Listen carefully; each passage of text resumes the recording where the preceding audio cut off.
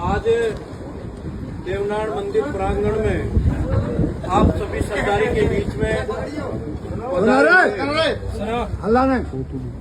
Colonel साहब के साथ शुरू से संघर्ष करने वाले युवाओं के हृदय सम्राट और आपके क्षेत्र की आन बान और शान की लड़ाई लड़ने वाले भाई हाकिम बैसला जी, जिस प्रकार से आप लोगों ने यह धार्मिक जागृति का जो कार्य किया है, मैं आप सभी सरदारी को और सर्व समाज को शुभकामनाएं देना चाहूंगा और भगवान श्री देवनारायण के चरणों में निवेदन करना चाहूंगा कि आप सभी सरदारी को ताकत दे, बल दे, हिम्मत दे और इस समाज की लड़ाई लड़ने वाले, हक और अधिकारों की लड़ाई लड़ने वाले भाई हाकिम बैसला जैसे योद्धाओं को वो हिम्मत दे, ताकत दे, जो इस समाज की वर्षों तक आगे तक लड़ाई लड़ सके।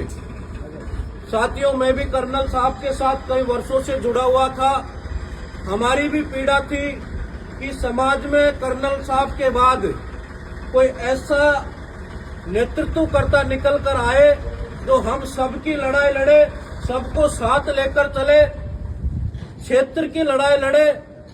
और जहां तक मुझे पता है कि करौली से निकला हुआ नेतृत्व हमेशा इस समाज के सर को गर्व से ऊंचा किया है।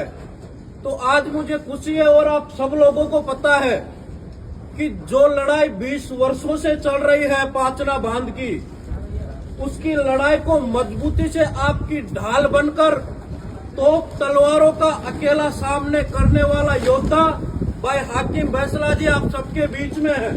तो मैं तो इस बिरादरी से भी निवेदन करना चाहूंगा, या सर्व समाज के लोग मौजूद है, कि भाई हाकिम बैसला जैसे लोगों को अपन को ताकत देनी है, मजबूती प्रदान करनी है। मेरा तो ये क्षेत्र नहीं है, न तो मैं यहाँ चुनाव लड़ने आऊंगा, न कोई वोट मांगने आऊंगा, लेकिन मेरे मन में भी ये पीड़ा होती है कि जो समाज की लड़ाई लड़ते हैं जो भाई, उनके साथ ताकत देने के लिए मैं हमेशा उपस्थित रहता हूं। तो मैं तो निवेदन करूंगा और हम सबको खुशी है, सारे राजस्थान के युवाओं को, कि जिस प्रकार से एकजुटता से आज समाज एकजुट हुआ, इकट्ठा हुआ है, इस बागडोर को हम सबको भाई हाकिम बैसला जी के नेतृत्व में आगे बढ़ाना है।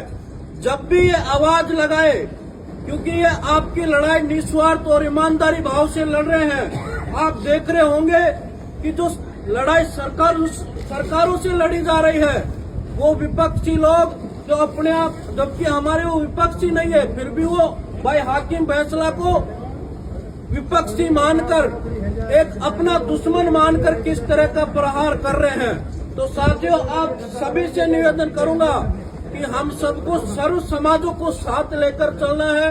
सभी समाजों को एक जाजम पर बैठकर भाईचारा स्थापित करना है, क्योंकि भाईचारा अगर खराब होता है तो कई पीढ़ियों का भुगतान करना पड़ता है।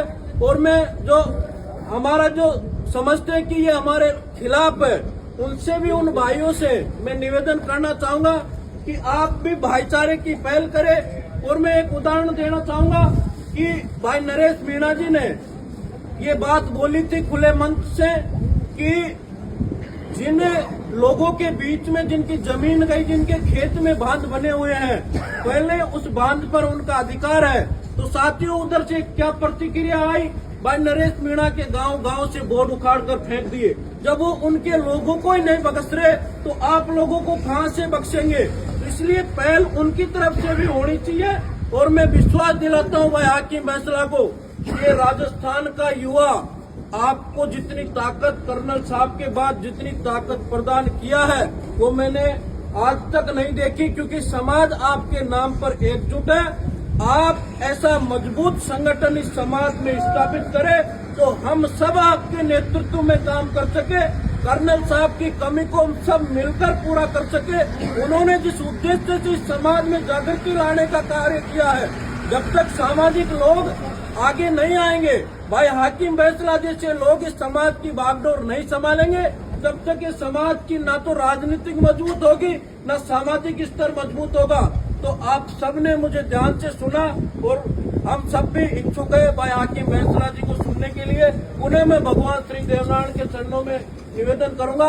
और आप सबको एक चीज बात और बता के जा रहा हूँ कि मांडल भीलवाड़ा में भगवान देवनारायण का पिछले 50 सालों से मंदिर बंद है।